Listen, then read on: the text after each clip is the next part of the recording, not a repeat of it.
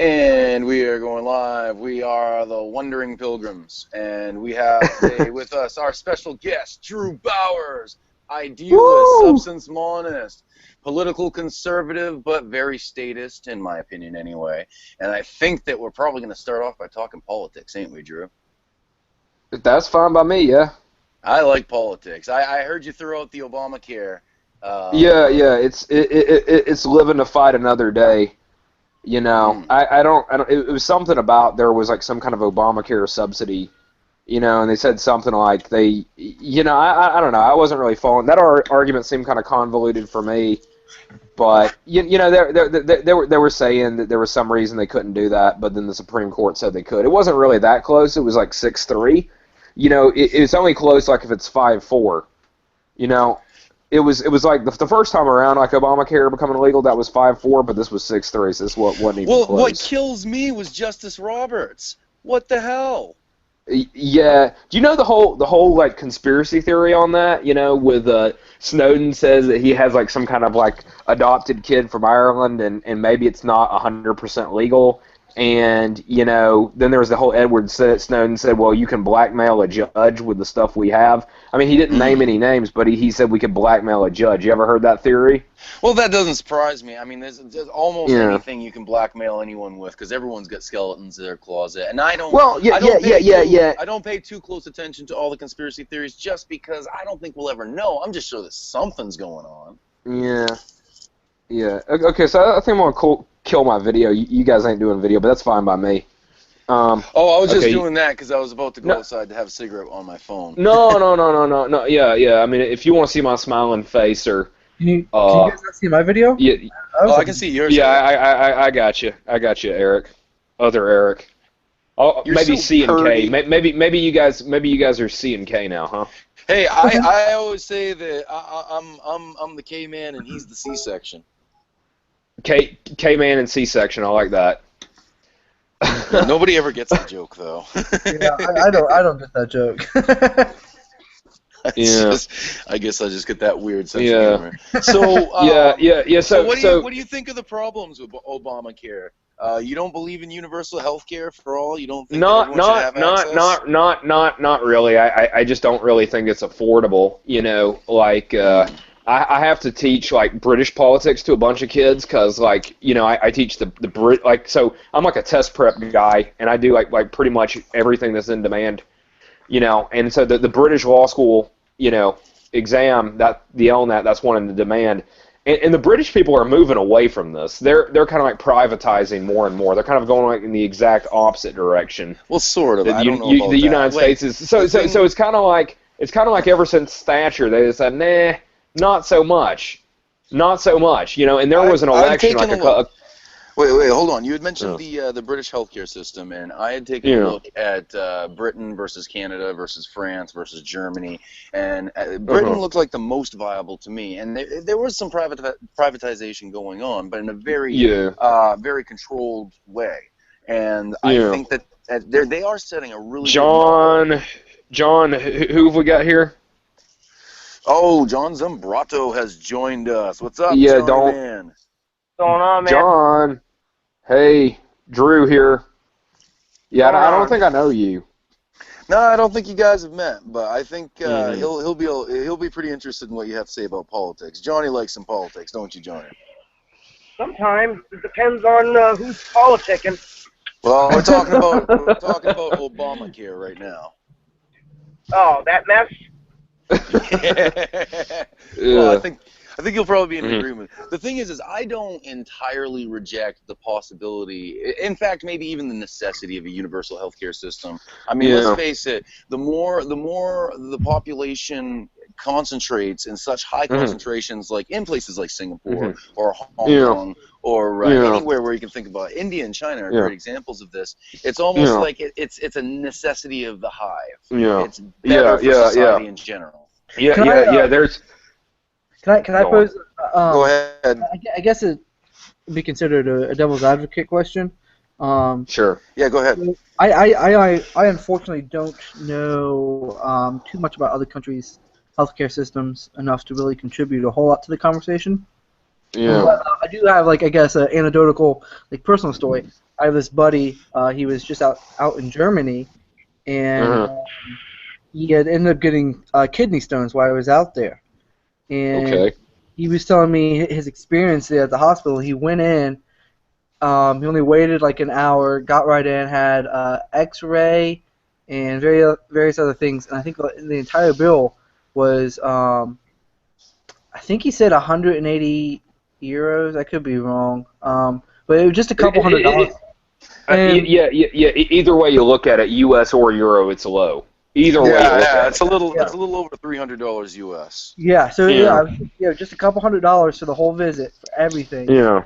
And about 6 months prior to that, he was here in the U.S. and he was on a BMX track, and he crashed really hard and messed up his face. He was unemployed at the time, so he went through that whole system, and just even talking about it, like his wait time with a bloodied face that had wrecked on a bike. His wait time was longer than the wait time in the hospital in Germany for kidney stones. And then once he was there, it was like thousands of dollars for this procedure or whatever they did. But he did apply for a hardship case, and they waived all but $400 or $500 of the fee. But still, with a huge waiver for a hardship case that he got approved for, the bill was still more than everything cost him in Germany. And so, dude, I'm still like a few. Yeah, I was just going to say, I'm still a few $1,000s in debt because of a few cases of gastric enteritis. A few $1,000 just for getting medication. Hey, you're in Maine. Why don't you just break into Canada or something? Be like, hey, fix me. You know? Oh, they've locked down the border now, and I'm a felon. I can't cross the border. Oh, that sucks. Yeah, it's a stupid felony.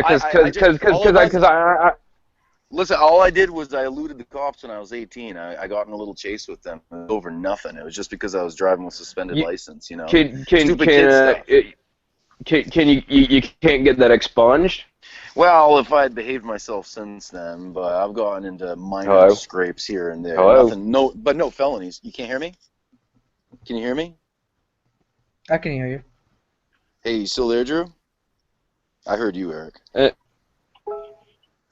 Drew got cut out again. It costs a lot of money to get things expunged anyway. Yeah, it does. You got to have a lawyer. You probably end up spending $5,000. Yeah, definitely. You got to have a lawyer. You got to have people who will vouch for you that are good, upstanding citizens. You know, like pastors or public officials or someone like that, who'll go to bat for you and say that you deserve to be reinstated and stuff. So it isn't. Yeah. I was asking you about being expunged. So what's the lowdown on that? Yeah, I could have been, but I mean, I've had other stupid little. Can you hear me now? Yeah, I think he had problems with his connection. Hello. Hey, Drew. Let me try something. All right.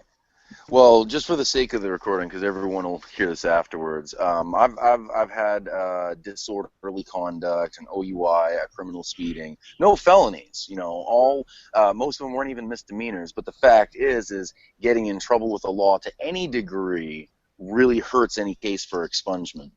So, you know, it's at this point, it's not really that big of a deal for me. I don't really plan on going anywhere unless I become this big world-class rock star anyway.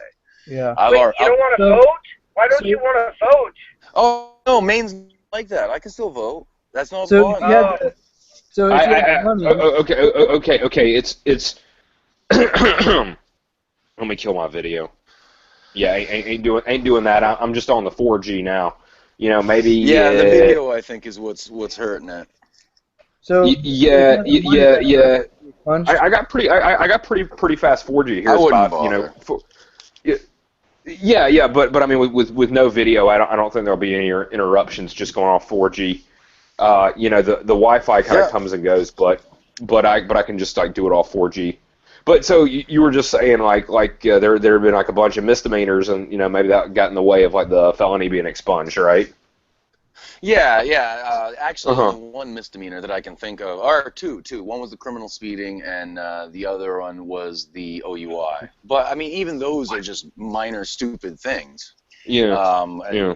So one way or the other, to me, like I said, it's just not worth the waste of time. I'm not going anywhere. I've already been to Europe and Canada and all of that stuff. I'm fine where I'm at. I'm in one of the most beautiful places in the world. Life is easy here. So I would like to. I would like for our healthcare system to be better, because I don't think it needs to necessarily be socialistic. And I liked what you were saying, Britain going with privatization more. I think that we can pay for these things if we take away doctors' incentives for prescribing certain drugs. If we can take away all these loopholes for them to make money through the lobbyists who are really pushing the more expensive stuff. The insurance companies are the problem, because they keep jacking up the rates every year, and that's what's making it so expensive.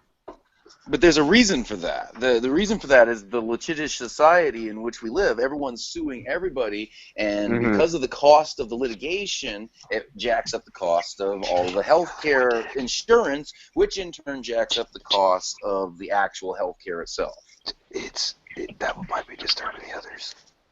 Yeah, I'll be right back, guys. All right. You think I can go out there? Yeah, hold up. Yeah, you think I can? Oh, yeah, sure, right. Okay, yeah, my wife's told me to go outside. I'm disturbing people. Okay. So yeah, you get what I'm saying there, though. I think that there's certain ways that we can cut out a lot of the pork fat, a lot of the largesse, a lot of the lobbying stuff. And if we actually, I'm myself am a big fan of volunteerism and communalism, and of course we know that's a pie in the sky ideal if there's not some super huge incentive for that. But in the form of these co-ops that are getting together to get group health policies like an employer would, and now the government is trying to legislate obstacles for even that. You see how those problems arise? That comes from the power complex and the money and all of that stuff. Yeah. Nobody wants you like intruding on their territory. You see, the funny thing is with Singapore, it's like the government owns like half the economy, and so it would be like, well, you have government like publicly traded businesses. I mean, government has majority share, but it's like it's publicly traded. You have that. And it is like for profit, but because like the profit goes to the shareholders, but the government owns it. Would you say that's a form of fascism? Many people have said that actually. I mean, I don't think it's completely unfair. I mean, I'll just go ahead and say that right now. I don't personally see a problem with it myself. It seems like it works. Well, you see, the thing is, there's not racism. As a matter of fact, if you say something, I mean, if you make like a racially, well, I mean, it's like it would have to be like a really blatant remark, and you'd have to be like caught and stuff like that. But like racially inflammatory rhetoric, it's banned basically. So there's not like the Nazis. It's not like saying. It's not like saying the Germans are the best, or here it would be like the Chinese are the best. I mean, so they're not doing that. So it doesn't really look like Nazi Germany, but economically, yeah, maybe. Economically, maybe. Economically, yeah. You can say corporatism. You can say Georgism. Maybe you've heard about Georgism. Basically, no, I haven't. It's kind of like. It's like capitalism, but you can't own the land. Nobody can. Well, you can sort of own the land here, but most people don't. It's most people are on like 99-year leases. So it's like and you can like sell your lease, but I mean it sounds more like a system of stewardship that's administrated by the government. Yeah, basically. But yeah, I mean fascism. It's not totally off. Funny thing. Yeah, I think one of the biggest problems that we have, one of the biggest mistakes that we make in the political discourse is when we see a certain philosophy that's gone terribly wrong in the past. We see that like Hitler and his fascism, or Mao and his communism. We see all the atrocities from that, and then we automatically associate every principle that's part of that with that atrocity. When in fact they probably had a lot of perfectly good ideas, but there were just some essential things. This is true. Who the hell is that? Who the hell is that? That's Johnny. Yeah, see? Johnny? What the hell, man? That's Drew's Cagney impression. Yeah, see? Yeah. That's what makes Drew smart. He's got that ADHD edge. Yeah. Yeah. I have those tendencies too. Johnny, now Johnny is like one of our more ANCAP-y guys. I seem to remember that. Is that right? What say you, Johnny? No, Justin added me into that. I mean, I don't really have like a Jonathan, wait. like, Last name. I'm kind of drawing a blank on who I'm talking to. Well, Johnny Ray on Facebook. Oh, right. Yeah, okay. Yeah, I think you got added into that, but yeah, okay, but you're not. Okay, I got you. I mean, So I am what like, are your views, I would Johnny? say that I'm small government. That's what I would say. Everybody says that. Who says big government is great? I don't think anybody's really. I think maybe some people believe it. Okay, I think some people believe it, but they don't really say it. Anyways, go on. Right. But let's here's some, that's why I like defining terms. Let's give some acid tests. Like between the two of you, what's your stance on income tax on the local, state, and federal level? I think income tax is a scam. It's sham. Okay. It beats the hell. Us paying off income tax is us paying off the debt that that's built up on the interest loans to the federal government. So it's basically a pyramid scam and a shell game, is what you're saying. That's my opinion. Yes. Okay. And Drew, what would you say? Yeah. Well, it beats the hell out of sales tax because like sales tax is super regressive. It's like the poorer you are, the worse it's going to hurt you. So yeah, sure, why not? Well, I mean, Singapore does have like one of the lowest taxes in the world, but I mean, you do kind of need to look at those forbidden fascist economics. I like sales tax because it actually goes to the local governments and the local, the state, versus like giving more power to the federal government and more power to the world banks and stuff that the money, the income tax is actually going to. Well, you can have a state or local, you can have a state or local income tax. I mean, like Gadsden, Alabama, the small little town that I was born in, they had, they had a local income tax. So, I would have no problem. I would be okay with that. I would have no problem with saying the federal government is going to tax each state as a state, and the scale would be what's the per capita income, and tax and base that tax scale on that. Yeah. Well, it is per. And then that state in turn would tax the localities per capita. And the localities themselves would figure out how to pay it, whether it be by property tax, sales tax, or income tax, or whatever. Which I'm definitely, most certainly against property tax. That's the one thing that I'm very much against. Yeah, I agree with that. But I definitely want to bring into the conversation the fact that it's very difficult to make all of these things apply to all cultures everywhere. I'm against all ties and tributes. What's that? Who's this? I'm against all ties and tributes to the state. Okay. Is this Eric with a C? Yeah. Who is this? Eric. Okay. Yeah. Okay. Yeah. Fair enough. I mean, I'll pretend I didn't hear that. So yeah. Somebody. Well, okay. Yeah. Like I started on the show saying that Drew is definitely a statist, and there might be some validity to that, and definitely there are some libertarian / anarchist tendencies. Well, you're a monarchist. Okay. I'm a very odd kind of monarchist. Because I think the only way to get a true anarchy, the only way to get a mature family, to get to have your children grow up mature, is to have a strong, authoritative father who's going to teach them right. And that's why I believe in monarchy. Dude, we're both reading out of Hobbes here. Come on, let's just be honest. We're both reading out of Hobbes here. No, not even close. Dude, Hobbes was so pragmatic it drives me nuts. No. I have. Well, I thought you were talking about like learning writing, and you're just talking about, well, if you just have as a culture, to beat. I was using the parenting as an analogy, but as a culture, we, especially United States of America, as the most powerful, ostensibly powerful anyway. We have the most powerful economy currently, very tenuously. I mean, we are holding a tenuous grip on that. But we do have the most powerful economy still. We have the most robust trade. We have the strongest military by a long shot, and Russia's our only closest competitor. I don't know about that, man. Did you actually listen to Donald Trump's speech? No, Russia's coming close. Okay, Donald Trump. I mean. Okay, so we do have some Donald Trump fans in here, right? But the point is, I'm not necessarily a Donald Trump fan, but according to him, okay. According to a guy who went bankrupt twice. Okay, gotcha. That's just business. That doesn't mean anything. That's just business. I mean, granted, he is cast against them. That's not good.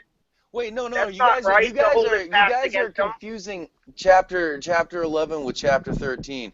It's very different in business. Bankruptcy is just a common business practice that they do, where they don't liquidate everything. It's just they restructure the loans is all that they do. Well, I know Heinz individual claiming bankruptcy. I know Heinz Ketchup went bankrupt. I know they went bankrupt. And they're really still early. the biggest ketchup company in the world. Yeah. That was. I know New York City.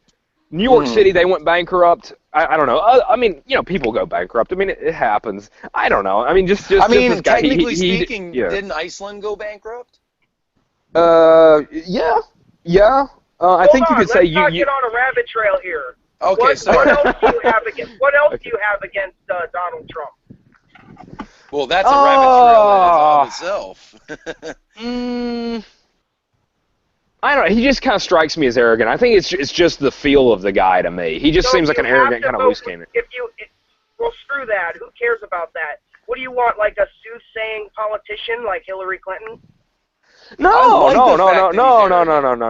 like the fact that he's arrogant. I want a leader that's actually going to be proud of his country, who's going to be like, yeah, we're badasses, and we're going to deal with you, and we're going to deal with you aggressively but fairly. None of this kowtowing. Oh, we're so sorry for being better than you. Now, screw that shit. I get so sick of that. Hold on. Do we have any actual, real, legitimate gripes against him? That's a good question. I don't know. I mean, I just never really took him seriously, to be honest with you. It seems like a question of personality at this point. Yeah, I mean, that's irrelevant. I don't like Wait, about hold him. on. Let Eric speak. I was going to say, I don't know much about him, and I did not watch his speech. But I think one thing I don't like about him is actually maybe the thing Eric likes about him. Anytime somebody gets up on the pulpit and starts like proclaiming of how this country is completely wrong and they're wronging us and like screw China because they're screwing us over and nobody's gonna mess with America because we're gonna bomb the shit out of them. Like he didn't say that. No. Let me clarify. Okay. Let me clarify, because that was hyperbole is a thing. Wait. No. Let me clarify, because that was directly towards me. No. What I mean is. Sorry, it wasn't towards you, Eric. It was what I had said. What I mean is. What you see in him? It was against him. Hold on a second. Some people are being like pretty defensive here, but anyways, go on. No, it's cool. What I'm trying to say. I mean, it's just the Donald. He can take care of himself. Yeah. I'm not worried about his ego. All I'm saying is that the United States hasn't done anything any worse than any other first world nation. We've played dirty just like everyone else, and I'm sick.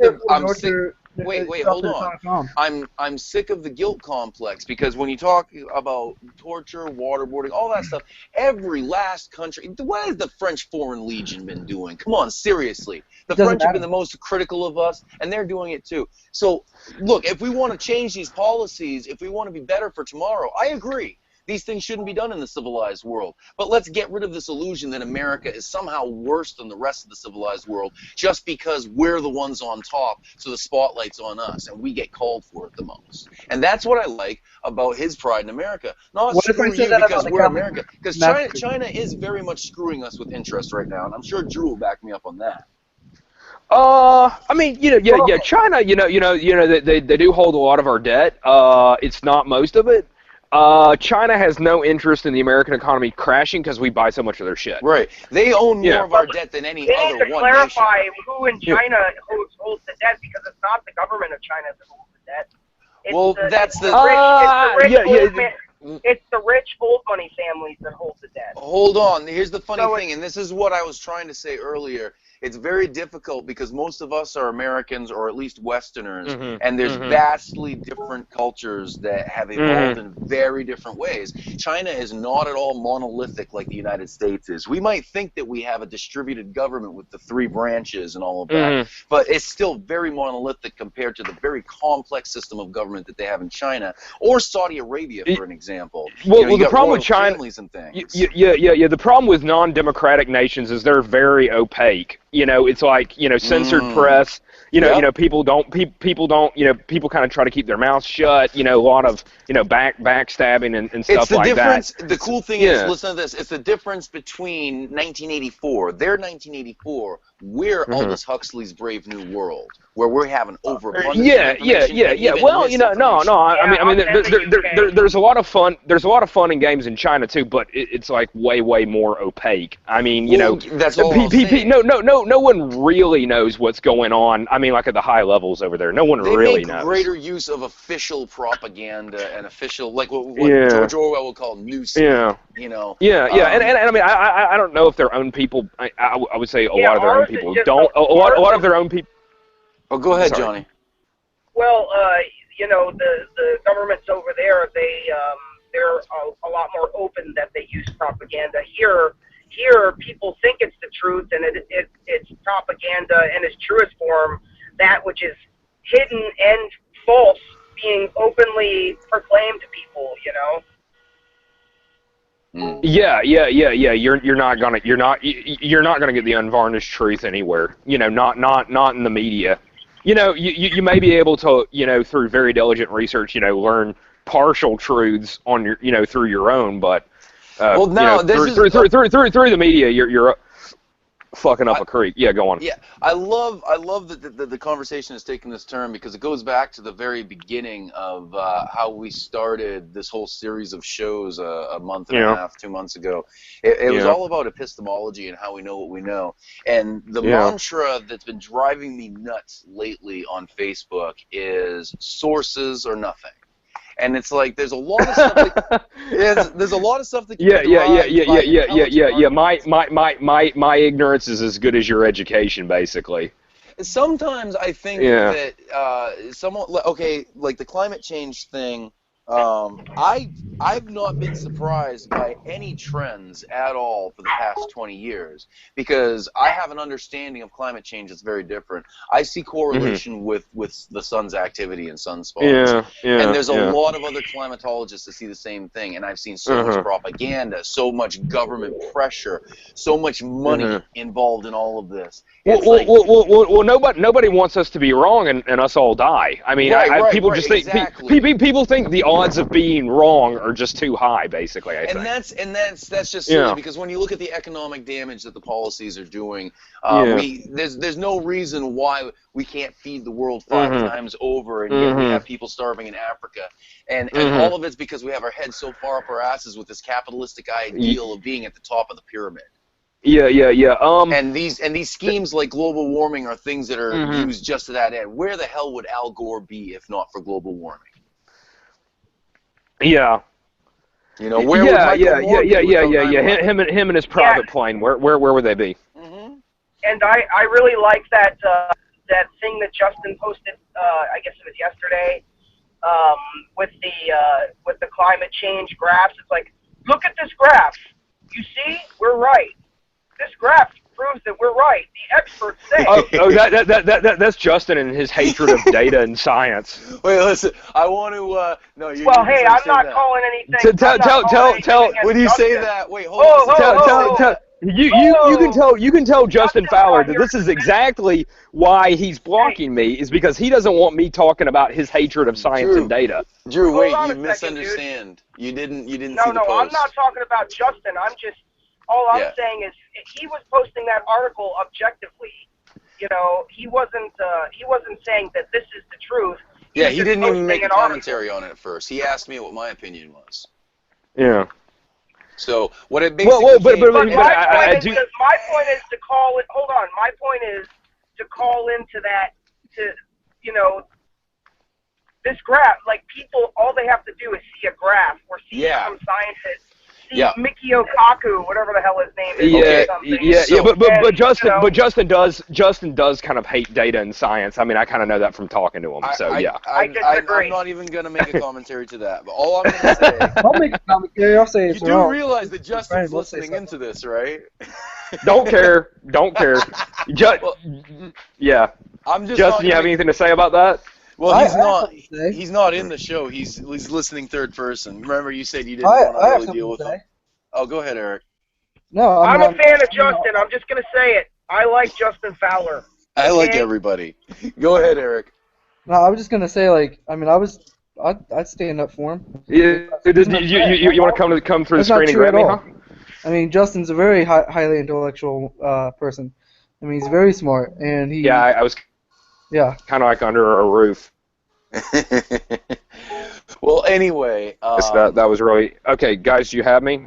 Yeah. It's strong again. Justin's Give me a second. The chat. He's typing in the actual, like, text in the chat. I didn't even notice that. Yeah, hang on. Let me see if I can read stuff. Justin... Why don't I just add Justin to the show? I mean, crying out loud. He's at work. He's at work. Yeah, he's working, bro. Yeah, but he's watching it. He can do the chat. Anyways, Justin, he always tries to prove things. He tries to prove everything a priori. He just doesn't. I mean, yeah, I understand rationalism. I understand a priori, but I mean, can you sometimes bring some evidence? Hello. Does. I got 4G. Hello. The thing that are you hearing me, Drew? Drew, are you hearing me? I hear you. How about you hear me? Yeah, I hear you. So hang on. The thing is this is why everyone's getting the confusion. None of you guys interact with both Justin and Drew to the breadth that I do, because you guys don't see a lot of the political stuff, as well as the idealism stuff, as well as the theological stuff, and I get to see all of that. And so these guys are seeing mainly what Justin's done theologically, and the political yeah. And I mean, honestly, I'm not as much of a theologian. I mean, yes, I do. As far as politics goes, I mean, if anybody's going to have the burden of evidence, it would be the one supporting the state. Well, How about? Hold on. It's not that. That old canard. Yeah. Well, we have history. When you build a successful anarchy. Yeah. Okay. Okay. Speaking of anarchy, so as far as Justin and Drew's debates, they have actually been very valid with one another. And Drew is Mr. Research King, and Justin likes a lot of anecdotal evidence, and I can see that. But what I wanted to say is that even Drew has given Justin a lot of credit. Even Drew has given Justin a lot of credit as far as his work in idealism and theology, and he really does tend to defer to him in a lot of ways, and it gets lost because it seems as though everyone thinks that Drew's just being solely critical of Justin when he's actually giving him a lot of credit. It's just we're talking about this one particular thing right now. Yeah, and you know, like this anarchy thing, I think it's time to just let that be a sideshow and kind of, you know, ignore it, not talk about it, whatever. You know, well, I think that it's a total dead horse in my opinion. Well, you want to know my opinion about the whole like anarchy thing from a theologian's point of view, from somebody who's centurion's taxes, game over. The most important thing in their life is the gospel and the preaching thereof. I think. Yeah. I've had this discussion. It's just injecting your own opinions into the text. No. You didn't hear me out. Hold on. Let's. I mean, I've had these conversations ad nauseum. Wait, hold on. I just don't think there's. Drew, Yeah. Just no, hold you on. don't. You didn't even hear what I said, dude. Yeah, just give him 30 seconds. Okay. He'll finish, and then I'll give the floor to you. Yeah. Okay. What I'm saying is, to somebody whose most important thing should be the kingdom of God, I think spending so much time talking about the government and the way it should be and the way, like, there should be anarchy or whatever. I think all that's irrelevant. I think that the most important thing to preach is the kingdom of God, nothing else. And I think that it should be a sideshow because of that. Yes, and I agree with that, and I'm sorry that I misunderstood you. Okay, no problem. When you preach one kingdom, you preach against the other, right? Look at the nationalism of America, right? I preach two love kingdoms. America hate other countries, right? Like but the king. Well, you have the worldly kingdom, and then you have the kingdom that's not. That's what I was just saying. I preach two kingdoms. Yeah. Okay. No, there isn't two kingdoms. There's one king. Not two kings, one king. The king of all kings. Yeah, and his kingdom is not of this world. Exactly. And that's what I'm trying to say. So what happens on this world then? Is that there are two kingdoms. It's none of our business as Christians, honestly. The powers and principalities of this world belong to the evil one. Right, and that's what I'm trying to say. That those are the two kingdoms, and the one kingdom will eventually overthrow the other. But that's not. I mean, I think we do have to all admit, that everything will be subsumed under God. But until then, what happens?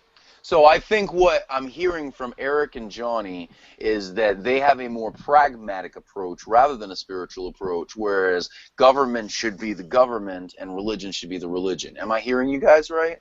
No. No. I didn't think that's what they said either, but I didn't say anything. I guess I got you wrong. That could be what Johnny's saying, I think. That's not what I'm saying. Johnny, am I even close? Or did I totally miss the mark on that one? What is the question?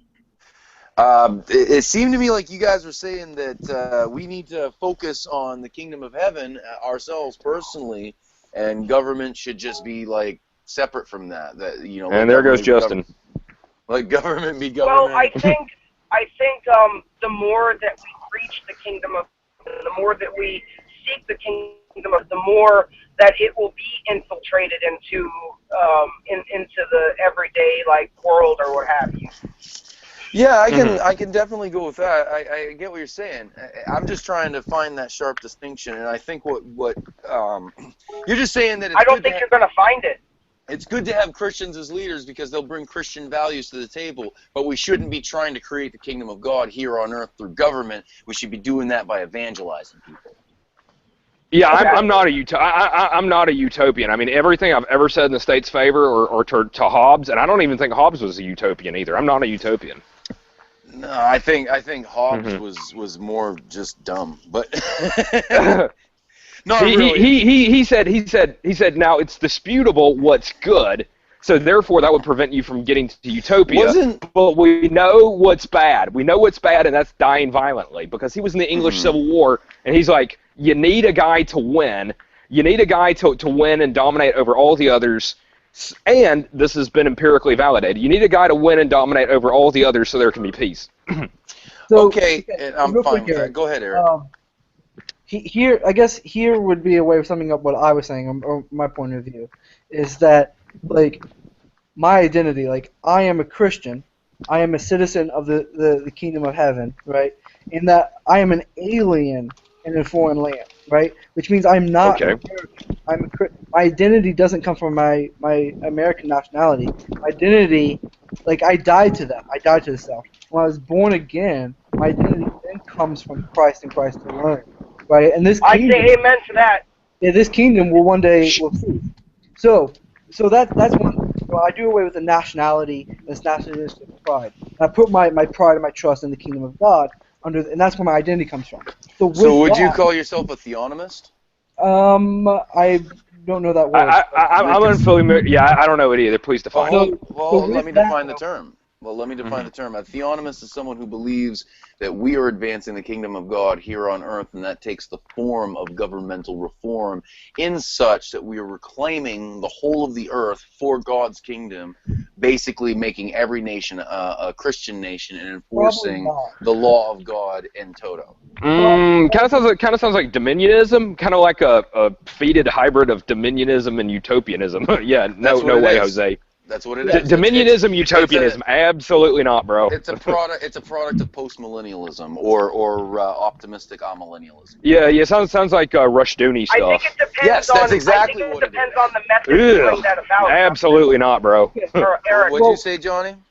I said I think it depends on the method that is used to bring that about. Like if we're talking about changed hearts, then but if we're talking about regulation and laws, no. Yeah, we're talking about stoning homosexuals. Okay, well, real quick, can I finish my thought? Yeah, go ahead. No, I don't think that's good. So to answer your question, then, Eric, no, I wouldn't call myself that. Okay, that's. Me neither. What I was saying, absolutely not. I think we can all agree on that. What I was saying is, once I have where my identity comes from, once I have who I am established, and I strip away like this pride of attachment to worldly kingdoms, I then can look at all the kingdoms and then judge them by the Son of Man. I can judge them by his teachings. And just to be very frank, the one who said love your enemies, I don't think that's in line with drone bombing them or dropping atomic bombs or tearing down democratically elected officials and setting up puppet dictators. And so I can rightly. So you don't believe in Augustine's doctrine of just war? No. Okay. So you don't believe in Augustine's doctrine of a just war? Probably not. I mean, it's a hard one for me because I'm not quite a pacifist. Should we have let Hitler take over? So should we have let Hitler take over? Well, see, that's a loaded question though because it. Very loaded. But hold on, because who is we? You're saying that. I mean, dude, it's the world. The people with the power. The world went to the. Well, someone did stop Hitler. Someone did stop Hitler. Did they do the wrong thing? Listen, okay. Well, first off, to answer so that question is so loaded because it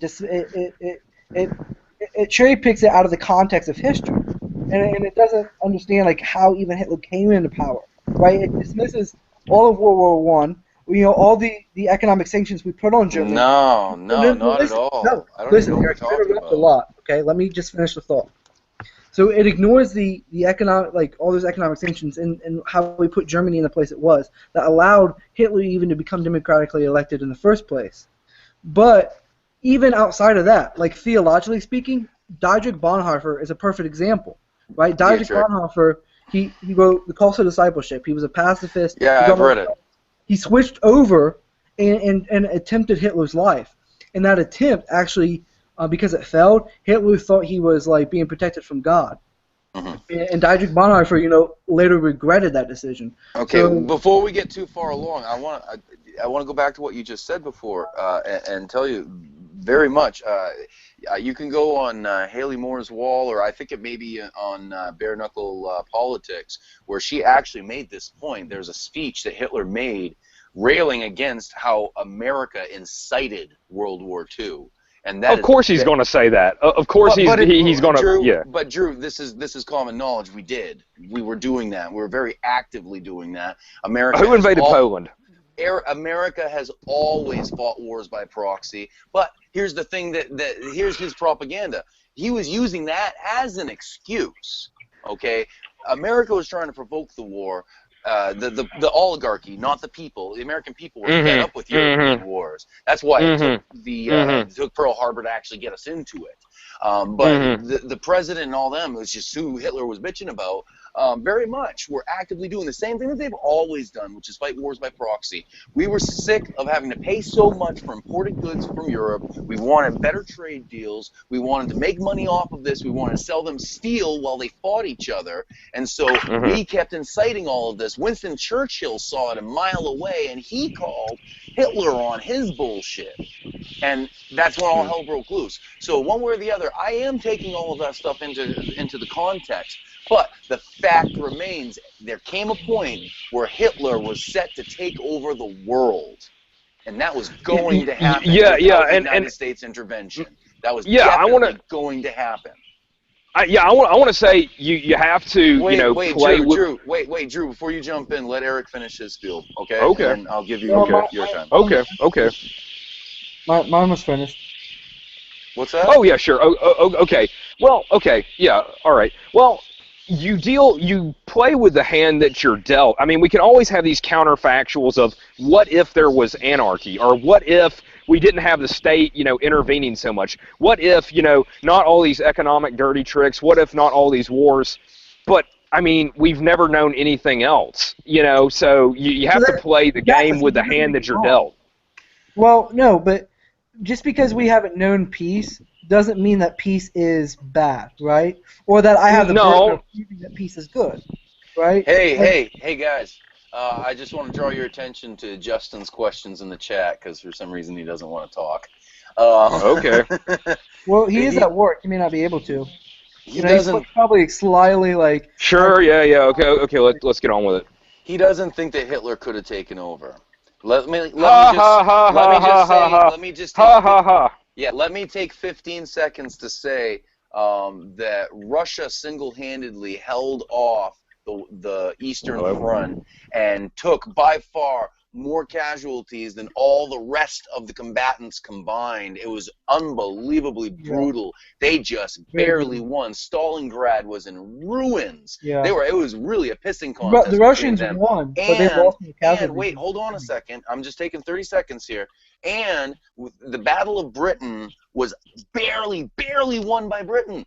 For the first time in all of its history, Britain was actually bombed on its homeland. And what stopped it was Hitler's occultic obsession with astrology, and his astrologers say, hey, we got to wait 3 days to finish this off, which gave the RAF enough time to rally their troops and fight them off barely from that. But without taking Normandy, we had nothing. And without the American troops, where we had like 80 to 90% casualties, without that beachfront, the war was lost, period. It was done. Go ahead. Sorry. Took a little longer than I thought. Anybody? Well, isn't it? Here's something of interest. Another reason why we were fighting this war. From what I understand, okay. Hey, I had to take a real phone call back there. Okay, hold on a second, Drew. Let Johnny say something. Zionism had a lot to play in the United States entering the war as well, because you had the lobbyists at the time were pushing us to go into the war to help bring about a state of Israel. Oh, you're opening such a can of worms, Johnny. The Jews did it all! I know what you're talking about. I know what you're talking about. I know what you're talking about, dude, and I don't necessarily disagree with you, but this aspect of conspiracy theory is highly contested, and the ones who use this as rhetoric most are like states like Iran, Go ahead, Drew. What were you gonna say? Yeah. And if it wasn't them, if it wasn't, Group X or whatever group you want to say, then would it not be someone else? Would there not always be like a top dog? I mean, I just don't really know if you could say, there is something else that you could do. I just think it's the way the game is played. It's just there is always somebody who's stronger and more ruthless or whatever. All right. Eric, who contests that? Who contests what? I don't even think it's widely known to even be contested. What contested? I'm confused. The statement I just made. Well, I'm just saying, so what to it? I'm just saying, like, if it wasn't this group, then it would be another group, right? The thing is there was a lot. When you start getting into conspiracy theory, there's a lot. That's not conspiracy theory. Yes, it is. What you're talking about is what I was talking about is conspiracy theory too. But why? I got to answer. Okay, what I was talking about was conspiracy theory light, because it's actually widely known. It was a part of the rhetoric of the war. When you start getting into the Zionist aspect, there's a lot of hotly debated facts, and basically what it all comes down to is saying that the Jews were trying to get World War II started just so they could return to their homeland. And that's the rhetoric that Iran uses, that the UN kind of goes both ways on. The United States has categorically rejected it over and over again officially, and I just don't really know how it gets really complicated.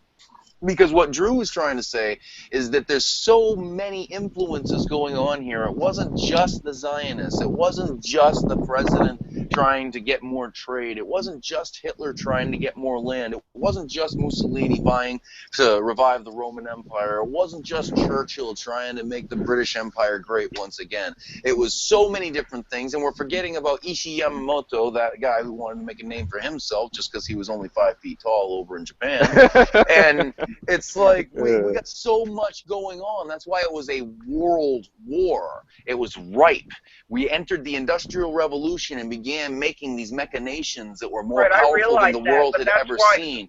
Communication went from one end of the globe to the other. We had all kinds of news exchange, information exchange, travel, people sailing and flying overseas. The world was going to fight it out to find some kind of order one way or the other. And I think Drew's kind of saying the same thing. That's kind of what I'm saying. Eric, wait, go ahead, Johnny. Dude, yeah, let him talk. So I never said that was the whole cause of it. I said that was another point of interest. Okay, fair enough. I'm sorry if I misconstrued that. Yeah. I'm just saying, like, let's assume arguendo. I mean, yeah, we can like not debate that, and then it's like, okay, but where does that leave us? I mean, it's kind of like, was there a way out of World War II, you know, or, you know, it's like saying, can we prevent all future wars? I guess I think it's really better to say, can we prevent them all? I think that the only way to really prevent, and this is why I'm a monarchist, the only way to prevent all wars is to win the biggest war most definitively. That's Hobbes. Well, you're a Hobbesian and you don't know it. Hobbes is responsible for this country, and you damn well know it. Okay, he is the founding father's philosophy, and I know. Yeah. Hobbes was kind of morphed into Locke. Yeah, but anyways, go on. Okay, yeah, Locke. But Locke, Drew, he took notes off Hobbes. But anyways, go on. Definitely, they were two pieces of pod, in my opinion. But it's a small little point of fact. Calvin and Hobbes, the comic strip, was based on Hobbes and John Calvin. Yeah. But I just wanted to point that out. But I guess essentially what we're coming down to, no, I'm not Lockean. I'm not into Hobbes. I'm very much more into Augustine's Just War and the Two Kingdoms. I'm very much into that, and I think very pragmatic when it comes to human administration. Hobbes was more or less he was like an atheist. He's like saying, I'm not caring about, you know, what's right or wrong. I'm just caring about us getting out with our skins intact. And this is the difference. I'm thinking of the greater good of everybody. Secondary. I'm thinking of primary. What it means to be human. And we can't put the whole above robbing us of our humanity. And so personal liberties are essential. Yeah, because Hobbes would say, well, if we can sacrifice them all and that makes us survive better, then by God, we'll do it. You know, or by whatever, because he didn't really believe in God, kind of. Yeah. Okay, I've waited. Yeah. And I mean, I don't agree with that. I'll just go out. But I'm saying there were other ideas of his that I liked. You know. All right. Yeah. I've made Justin wait 10 minutes before I mention his other point. He said that Hitler would have had to cross the Atlantic to annihilate the U.S. And that's definitely true. The thing is left to grow, left with the industrial might that he would have in taking possession of all these European countries, and with cooperation with Japan and exploiting China and India as it spreads. I mean, I'm not saying I necessarily believe in the domino effect perpetuated by Reagan. I think that Korea and Vietnam were completely unnecessary, but the same idea that justified the macroscopic conflict in World War II was used to justify that microscopic conflict in those southern Asian countries. And that's where the propaganda comes in. But one way or the other, Hitler, having gained that might, especially if he had devastated the Soviet Union, all the resources at his disposal, if they could bomb Pearl Harbor, the Atlantic Ocean is a lot shorter of a leap than the Pacific Ocean. Yeah. A lot of people don't know that the Japanese were fighting in Alaska. The Japanese, they could have, with enough help, they could have moved into Alaska. They could have moved into Canada. Search for the Aleutian. There's the ALE. Oh, I don't think you're making it up. I'm not worried about it. It really went down the memory hole, and it's really interesting because there were some guys fighting in some really bad weather, and it really was just a diversion. They weren't really going for Alaska. They were just trying to distract us so they could do some other stuff in the Central Pacific. Almost like guerrilla tactics. Get them. Over there while they're actually coming in the other way. It's really fascinating, and there's been like some graphic novels done about it and shit. You should look into it. I will eventually. Japanese in Alaska. Yeah. There's a lot of untold stories in the Pacific theater because everyone focused so much on the European theater. Yeah. Because it was kind of like Vietnam before Vietnam. Basically, because there's all these jungle islands and just really hellish fighting and shit. But anyways, go on. So I want to get back to Eric and ask all his thoughts on all of this stuff because I know you had a lot you wanted to say earlier. And do you think that we want even no matter how much we had incited it or what part we had played in it, at some point?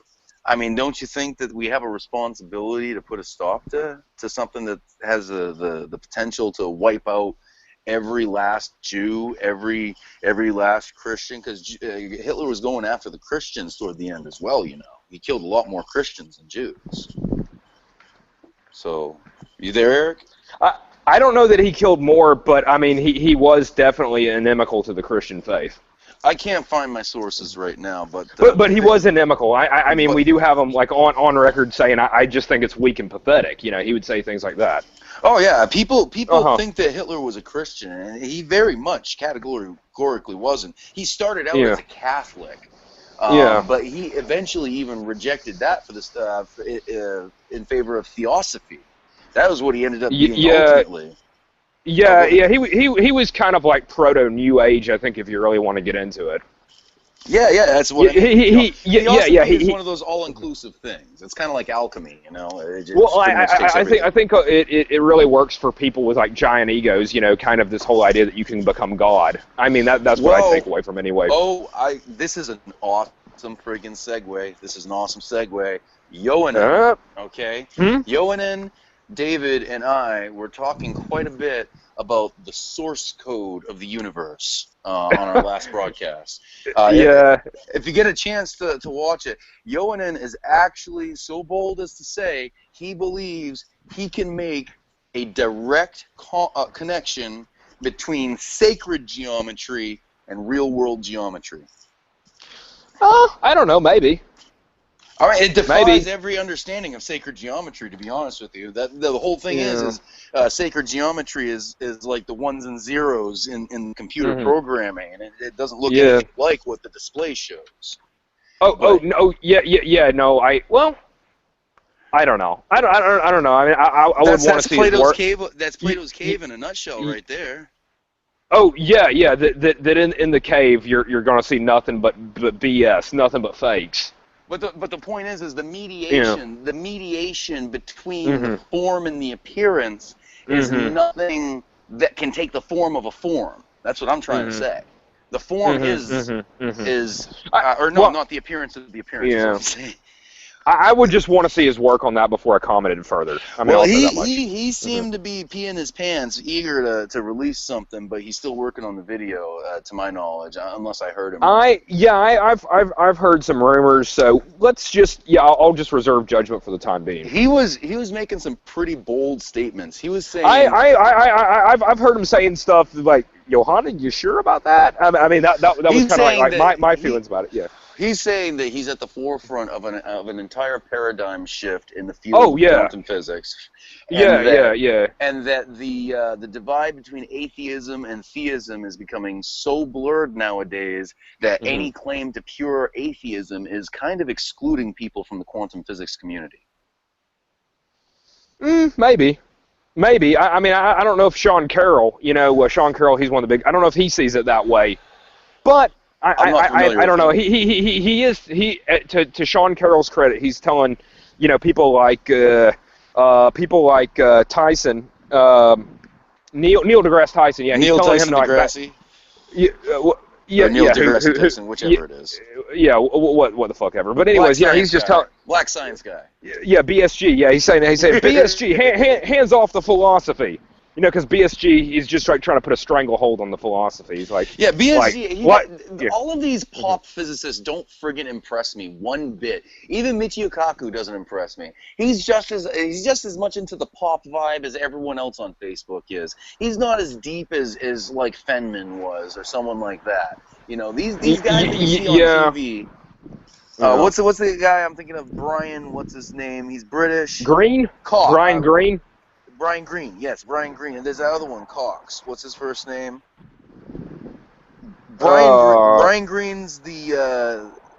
Brian Cox. He's British. He's British. Okay, the British guy. I think that's the one I'm thinking of. He does British. That show on one of the Discovery channels or something. He used to. He always has that wonder in his voice, and he sounds. I swear, this guy, he's a dyed-in-the-wool naturalist, hardcore materialist, and all of the shit that he spews, like macroevolution has been proved from fully naturalistic mechanisms. It's like, no, it hasn't, dude. No one can solve the abiogenesis problem. That's the big thing is, how do you get all those proteins to line up left-handed when they never occur that way, more than 2 or 3 in nature, and you got them in hundreds in a row to make even the first protein necessary for life. Yeah, hey guys, do you think we're like tangential? Because I don't want to get like everybody excluded or like us get too tangential or whatever. That's the nature of the show. I mean, if you want to go back to something else. Oh no. I mean, honestly, I don't care, but just checking. So yeah, we gotta keep it fresh, otherwise people get bored. Yeah. But yeah, I mean, idealism is really where my heart is these days, talking about the physics and stuff like that. And I do tend to do more listening than I do speaking, especially when it comes to typing stuff out, because it's so very hard to put my thoughts into words. But like as far as Johanan goes, or Johanan, sorry, I always say his name wrong. I think it's Johanan. Is it Johanan? His granddad was German, so I think it's Johanan. Okay, Johanan, that makes a lot more sense. Think kind of like Johann, but then Ann. Johanan. Yeah. Johanan. Yeah, okay. yeah. Go on. I'm like of course, I'm not really great with the math. If I went to school for it, I have no problem with it. I have no doubt I'd be able to handle it, but I'm just not that educated, and that takes a lot of discipline, a lot more than internet research can do. So I don't get the math, but I do have the principles. I do have the conceptualization. Yeah. I mean, I've demonstrated that, I'd like to think. And and he's right on the same page. And he actually echoes that sentiment with me, that he's doing with math what we can actually do intuitively. And I think I don't put myself anywhere near on his level to think that I'm doing basically the same thing that is just from the opposite end. Beautiful Venn diagram left. So yeah. Well, I really do want to see that video. I mean, I don't know. I'm not gonna say right now. It's like, oh yeah, well sure, it's all gonna be 100% correct and error free just because it's Johanan. I'm not gonna say that right now. I kind of want to. I'm confident that I understand his view enough that I can articulate what he articulated to me accurately. And I think you are. I think you are. I think he's starting with like esoteric first principles, and then he's just building out from there. Well, you saw that video through A Mirror Darkly, right? Yeah, and I've had extensive discussions with him, and I've seen like maybe like a half to like 75% of his videos, so I think I pretty much got it. But Through a Mirror Darkly is really the one that's pivotal in all of this. And what I had brought up to him is I told him it seemed to me that what you were kind of implying in that video is that the event horizons of a quantum singularity, being the totality of all the information in the quantum singularity itself, it seems to me what you're saying is that event horizon is merely a mirror to the event horizon of the universe, that it's the inside-out view. Yeah.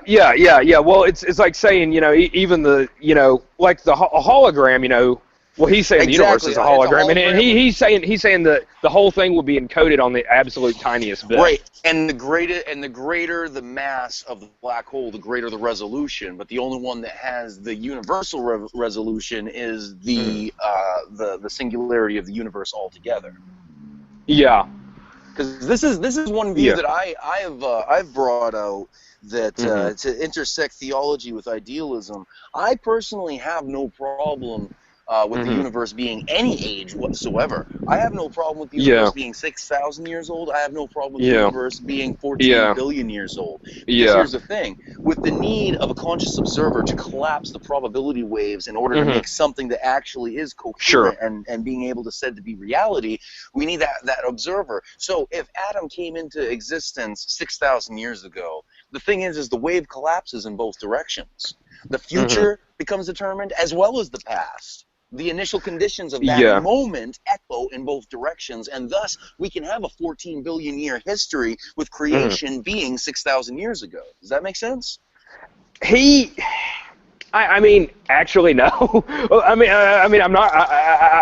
think you're onto something. What it is, I don't really understand. He had like, he had something else that had something to do like relativistic, before where it was. That was where I was going to go next. That's where I was definitely going to go next, because I don't believe that the universe is 6,000 years old, but I don't believe that it's necessarily 14 billion either. I think it's somewhere in between, because I am a believer. You can make fun of me if you want. I'm a believer of the gap theory.